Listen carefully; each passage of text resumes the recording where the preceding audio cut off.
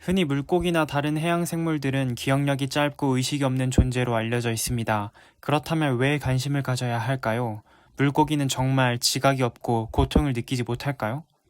바다 생물들은 확실히 우리가 가장 많이 죽이는 생물 중 하나입니다. 수치로 볼 때 육상 생물은 매년 약 600억 마리가 죽임을 당하는데요. 그러나 같은 기간 동안 바다 생물은 약 1에서 2.7조 마리의 수가 죽임을 당합니다. 그렇다면 물고기는 고통을 느낄까요? 물고기는 조류나 포유류와 유사한 구조의 신경계를 가지고 있습니다. 고통을 전달하는 역할을 하죠. 물고기가 다른 동물들에게 고통스러운 경험을 동일하게 겪을 때 고통을 암시하는 행동을 보이고 그것이 수시간 동안 지속되는 것 같습니다. 물고기는 전기 충격과 같은 불쾌한 경험을 피하는 방법을 배우고 또한 진통제가 투여된 물고기는 고통을 느끼지 않게 됩니다. 인류과학위원회는 물고기가 고통을 느낀다는 사실을 입증했는데요.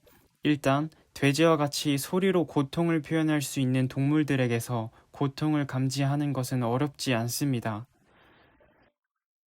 그러나 바다 생물들은 소리로 표현할 수 없습니다. 소리 없는 고통인 것이죠.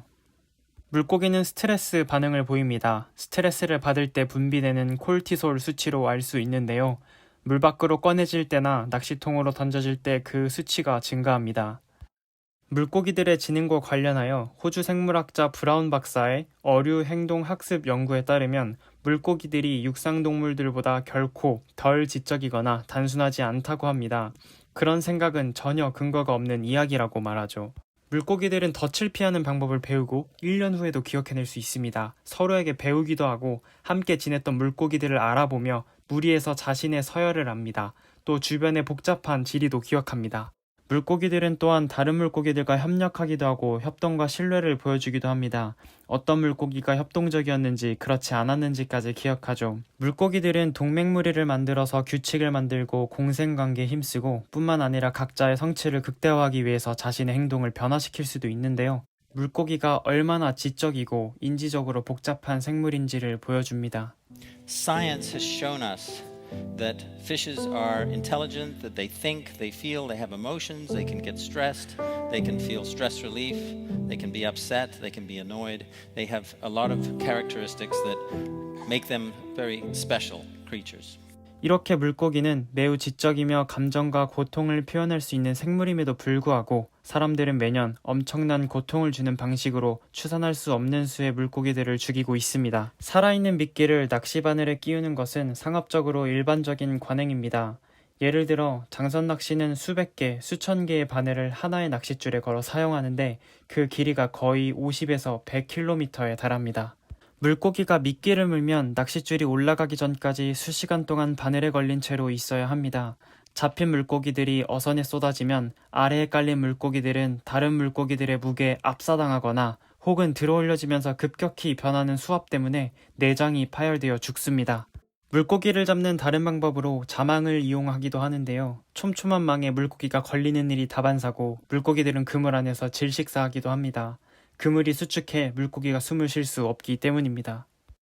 또한 그렇지 않아도 그물이 올려질 때까지 수시간을 갇혀 있어야 하죠.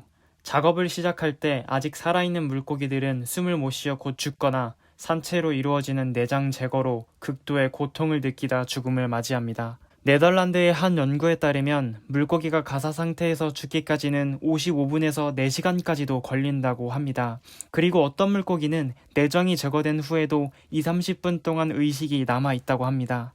거의 공장 수준에 가까운 양식장에서는 전 세계에 매년 소비되는 물고기의 절반이 나옵니다. 양식 물고기는 죽을 때까지 해저 울타리 안에 갇혀 지내야 합니다. 일반적으로 바다 케이지나 콘크리트 탱크에 갇히죠.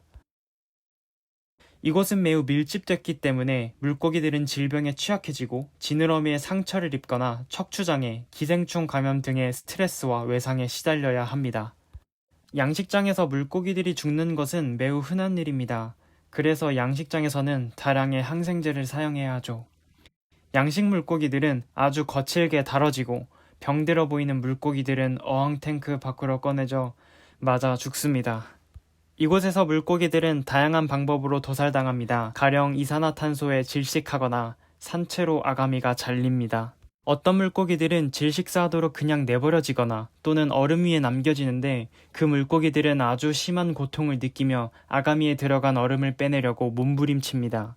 또한 물고기들은 산채로 가공되는데 추위가 물고기를 마비시켜도 어쩔 수 없습니다. 한 연구는 내장이 제거되는 동안에도 의식이 남아있어 고통과 스트레스를 느낄 수 있는 상태에 있다고 합니다. 대안적으로 일부는 전기 충격을 가하거나 피가 쏟아지기 전에 머리를 내려치는 방식으로 도살당합니다. 연어나 농어와 같은 양식어들은 육식을 하기 때문에 야생에서 잡힌 물고기를 먹이로 먹는데요. 그래서 양식어를 구입하는 것은 야생의 물고기들의 고통에도 일조한다는 사실을 언급할 가치가 있습니다. 이와 같이 물고기는 고통을 느끼는 생물입니다. 그리고 양식 물고기든 야생 물고기든 간에 모두 고통을 받고 있고 그들의 삶을 무참히 빼앗기고 있습니다. 이제는 해양 생물들에 대한 우리 인식을 바꿔야 할 때인 것 같습니다. 우리가 얼마나 낡은 인식으로 물고기를 대하고 있었는지를 알고 그들이 정말 괴로워하는지에 의문을 가져보아야 할 때인 것 같습니다. 생각하고 느낄 수 있는 존재. 그들은 우리의 음식 그 이상의 존재 가치를 지니고 있습니다. 이제는 물고기를 고유한 생명체로 바라볼 때가 아닐까요?